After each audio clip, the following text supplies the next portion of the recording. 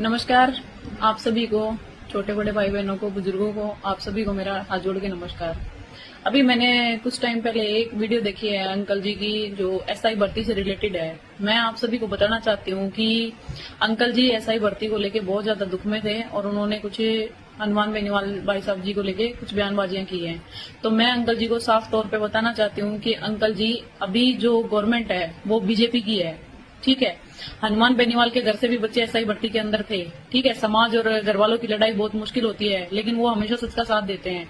मैं आपको बता दूं, एसआई भर्ती के अंदर मेरे खुद के घर के से 4 कैंडिडेट थे, ठीक है। और हनुमान बेनीवाल भाई साहब के घर में से भी बच्चे थे जो एसआई भर्ती के अंदर पेपर में बैठे थे, ठीक है, जिन्होंने भर्ती परीक्षा दी थी, लेकिन रद्द हुई। क्यों हुई? क्योंकि हनुमान बेनीवाल एक ऐसे नेता हैं जो सच का साथ देते हैं, ठीक है। मैं आपको बताना चाहती हूँ कि एसआई भर्ती के अंदर जब आंदोलन हो रहा था, तब उस टाइम पे आप कहाँ थे? तब आपको उन बच्चों का एज फैक्टर नहीं दिखा, उन बच्चों की मेहनत नहीं दिखी, वो बच्चे क्या करेंगे, तब आपको थोड़ी सी भी चिंता नहीं थी? आप बड़े बुजुर्ग हैं, तो जो कुछ आपने बोला है, जो अमर्यादित भाषा बोल रहे हो कि ये हो जाए हनुमान बेनीवाल का, वो हो जाए हनुमान बेनीवाल को, मेहनत नहीं दिखती, ये नहीं दिखता, उनको सब कुछ दिखता है। सर्वो समाज सर्वोपरि, उनके लिए सब, पूरा समाज एक तरीके से उनका अपना है, ठीक है। मैं आपको बताना चाहती हूँ कि एसआई भर्ती के अंदर जो भी हुआ, जो भी धांधलेबाजी हुई, जितने नेता उसमें इन्वॉल्व थे, जो भी उसके अंदर जो भी इन्वॉल्वमेंट थी, चाहे कोई छोटा अधिकारी हो चाहे बड़े से बड़ा अधिकारी हो, मैं आपको बस इतना ही कहना चाहती हूँ कि आप हनुमान बेनीवाल जी को गलत ना बता के आप सीधा सवाल कीजिए भजनलाल जी से, भजनलाल सरकार से, बीजेपी की सरकार से, क्योंकि अभी जो सरकार है वो बीजेपी सरकार है, ठीक है।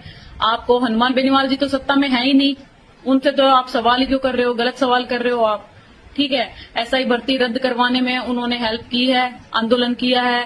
अगर उस टाइम पे आप घर से बाहर निकल के आते, जिन बच्चों की चिंता आज आपको हो रही है कि इन बच्चों की मेहनत थी, इन बच्चों का एज फैक्टर था, आप हनुमान बेनीवाल भाई साहब के आंदोलन में आते, जहां पे बच्चे बैठे थे रद्द कराने के लिए, हो सकता था उस टाइम पे इन बच्चों का भी कुछ ना कुछ समाधान निकलता। लेकिन आप उस टाइम तो घर पे थे, क्योंकि आपको लग रहा था कि हमारे बच्चे तो सिलेक्ट हो जाएंगे और इनको तो नौकरी मिल जाएगी। आज वो भर्ती रद्द हो गई है, तो आपको अब उनकी मेहनत भी दिख रही है। क्या और बच्चों ने मेहनत नहीं की थी? हनुमान बेनीवाल के घर से जो बच्चे थे उन्होंने मेहनत नहीं की थी? हमारे जो और भाई बहन थे उन्होंने मेहनत नहीं की थी?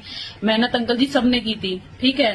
तो आपसे, आप बुजुर्ग हो, आपका हम सम्मान करते हैं, ठीक है। हनुमान बेनीवाल जी को आप गलत ना बता के सीधा सरकार से सवाल कीजिए, क्योंकि हनुमान बेनीवाल जी सत्ता में नहीं है। तो मैं तो आपसे इतना ही कहना चाहती हूँ कि आप सीधा सवाल सरकार से कीजिए, आंदोलन कीजिए, न्याय मांगिए, वो आपका अधिकार है, ठीक है। और हनुमान बेनीवाल तो आधी रात को जनता का फोन उठाते हैं, जनता की हेल्प करते हैं। अगर आपको कोई हेल्प चाहिए तो आप उनसे हेल्प मांगिए, ठीक है। लेकिन इस तरीके से आप बयानबाजी ना कीजिए, क्योंकि ये राजस्थान की जनता है, इसको सच और गलत का फर्क बहुत अच्छे से पता है। अगर आपको जांच करानी है तो बड़े अधिकारियों की जांच कराइए, जो भी इस मैटर के अंदर इन्वॉल्व थे आप उनकी जांच कराइए, ठीक है। आप जांच के अंदर अपने बातें रख सकते हैं, ठीक है। हाँ, हनुमान बेनीवाल जी अगर सत्ता में होते तब आपकी ये सारी बातें जायज थी, लेकिन अभी वो सत्ता में नहीं है। उनको सत्ता में आने के लिए बहुत मेहनत करनी है, हमारे जैसे लोगों को भी बहुत मेहनत करनी है, ठीक है। तो मैं आपसे इतना ही कहना चाहती हूँ कि वो जब सत्ता में आ जाएंगे तो इस तरीके की चीजें नहीं होंगी। वो सच के साथ खड़े हैं, तो आप भी कृपया करके शांति बनाए रखें और सच का साथ दीजिए। जय हो वीर तेजाजी महाराज की जय।